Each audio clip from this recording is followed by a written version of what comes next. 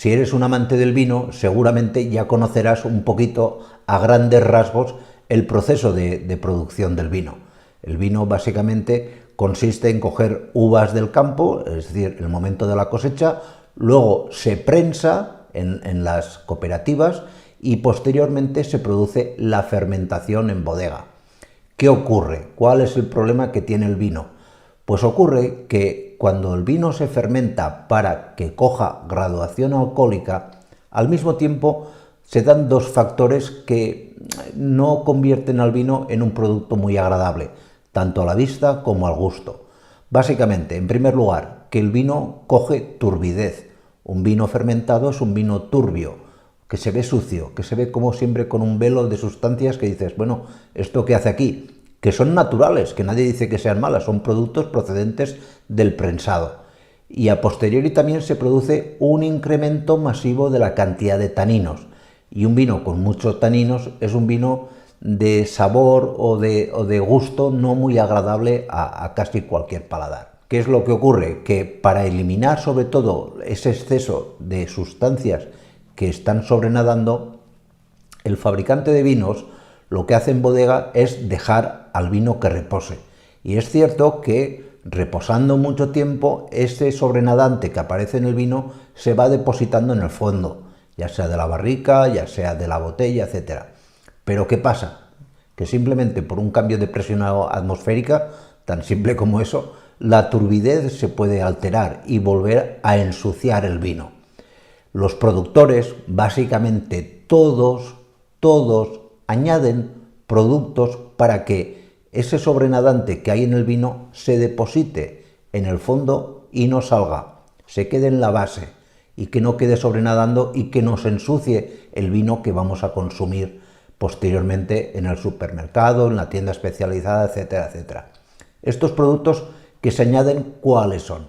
Pues estos productos que se añaden al vino para que se clarifique, de hecho a este proceso se le denomina clarificación, pueden ser productos de origen marino, productos de origen mineral, productos de origen vegetal, pero los más comunes por su economía de escala son los productos de origen animal. Y aquí es donde más nos vamos a detener porque si eres vegano o vegetariano es donde más creo que te va a interesar esta información. El primer producto que se suele añadir es un producto conocido como isinglass. El isinglass es un producto procedente de la vejiga natatoria de algunos peces, como el esturión, el bacalao, el barbo o la carpa. Estos suelen ser los más comunes. Y generalmente no se le denomina isinglass, sino que lo podéis ver reflejado con el nombre de cola de pescado, aunque como os digo, no es cola de pescado, es vejiga natatoria que se deja secar, luego se tritura y se obtiene un polvo que se añade al vino para ese proceso de clarificación, es decir, para depositar todo ese sobrenadante en la base del tanque o del barril o de la botella donde esté almacenado el vino. El segundo producto muy utilizado para este proceso de clarificación es pura y llanamente la gelatina. Sí, la gelatina tal cual. Y yo no sé lo que piensa la gente que es la gelatina. La gelatina es un producto de origen básicamente animal.